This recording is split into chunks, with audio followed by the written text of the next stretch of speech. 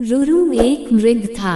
सोने के रंग में ढला उसका सुंदर सजीला बदन माणिक, नीलम और पन्ने की कांति की चित्रांतता से शोभायमान था। मखमल से मुलायम उसके रेशमी बाल, आसमानी आंखें तथा तराशे स्फटिक से उसके खुर और सींग सहज ही किसी का मन मोह लेने वाले थे। तभी तो जब भी वह वन में चौकियां भरता तो उसे देखने वाला हर कोई आह भर उठता। जाहिर है कि रुरु एक साधारण मृग नहीं था। उसकी अप्रतिम सुंदरता उसकी विशेषता थी, लेकिन उससे भी बड़ी उसकी विशेषता ये थी कि वह विवेकशील था और मनुष्य की तरह बातचीत करने में भी समर्थ था। पूर्व जन्म के संस्कार से उसे ज्ञात था कि मनुष्य स्वभावतः एक लोभी प्राणी है और लोभवश वह मानवीय करुणा का भी प्रतिकार करता आया है। फिर भी सभी प्राणियों के लिए उसकी करुणा प्रबल थी और मनुष्य उसके करुणा भाव के लिए कोई अपवाद नहीं था। यही करुणा रुरु की सबसे बड़ी विशिष्टता थी। एक दिन रुरु जब वन में स्वच्छंद विहार कर रहा था तो उसे किसी मनुष्य की चीत्कार सुनाई दी। अनुसरण करता हुआ जब वह घटना स्थल पर पहुंचा तो उसने वहां की पहाड़ी नदी की धारा में एक आदमी को बहता पाया। रुरु की करुणा सहज ही फूट पड़ी। वह तत्काल पानी में कूद पड़ा और डूबते व्यक्ति को अपने पैरों को पकड़ने की सलाह दी। डूबता व्यक्ति अपनी घबराहट में रुरु के पैरों को न पकड़ उसके ऊपर की सवार हो गया। नाजुक रुरु उसे झटक कर अलग कर सकता था, मगर उसने ऐसा नहीं किया।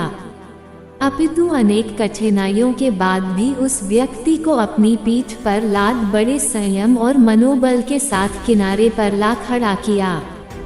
सुरक्षित आदमी ने जब रुरु को धन्यवाद देना चाहा तो रुरु ने उससे कहा, अगर तू सच में मुझे धन्यवाद देना चाहता है तो ये बात किसी को ही नहीं बताना कि तूने एक ऐसे मृग द्वारा पुनर्जीवन पाया है जो एक विशिष्ट स्वर्ण मृग है, क्योंकि तुम्हारी दुनिया के लोग जब मेरे अस्तित्व को जानेंगे तो वे निस्संदेह मेरा शिकार करना चाहेंगे। इस प्रकार उस मनुष्य को विदा कर रुरु पुनः अपने निवास स्थान को चला गया। कालांतर में उस राज्य की रानी को एक स्वप्न आया। उसने स्वप्न में रुरु साक्षात दर्शन कर लिए। रुरु की सुंदरता पर मुग्ध और हर सुंदर वस्तु को प्राप्त करने की तीव्र अभिलाषा से रुरु को अपने पास रखने की उसकी लालसा प्रबल हुई। तत्काल उसने राजा से रुरु को ढूंढ कर लाने का आग्रह किया। सत्ता में मद में चूर राजा उसकी याचना को ठुकरा नहीं सका।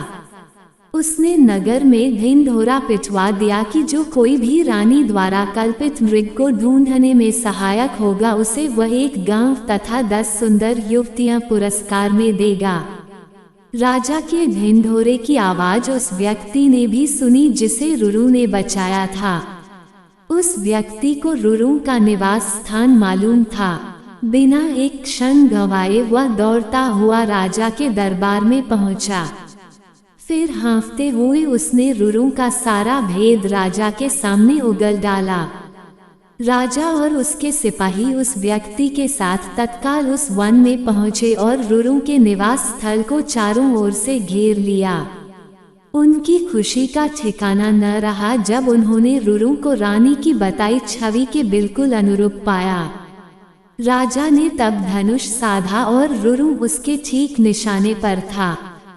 चारों तरफ से घिरे रुरु ने तब राजा से मनुष्य की भाषा में ये कहा, राजन, तुम मुझे मार डालो, मगर उससे पहले ये बताओ कि तुम्हें मेरा ठिकाना कैसे मालूम हुआ।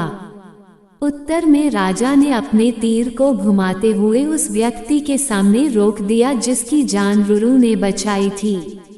रुरु के मुख से तभी यह वाक्य हठात फूट पड़ा, निकाल लो लकड़ी के कुंदे को पानी से, न निकालना कभी एक अकृतज्ञ इंसान को। राजा ने जब रुरु से उसके संवाद का आशय पूछा तो रुरु ने राजा को उस व्यक्ति के डूबने और बचाए जाने की पूरी कहानी कह सुनाई। रुरु की करुणा ने राजा की करुणा को भी जगा दिया था। उस व्यक्ति की कृतज्ञता पर उसे रोष भी आया। राजा ने उसी तीर से जब उस व्यक्ति का संहार करना चाहा तो करुणावतार मृग ने उस व्यक्ति का वध न करने की प्रार्थना की। रुरु की विशिष्टताओं से प्रभावित राजा ने उसे अपने साथ अपने राज्य में आने का निमंत्रण दिया। रुरु ने राजा के अनुग्रह का नहीं ठुकराया और कुछ दिनों तक वह राजा के आतिथ्य को स्वीकार कर पुनः अपने निवास स्थल को लौट गया।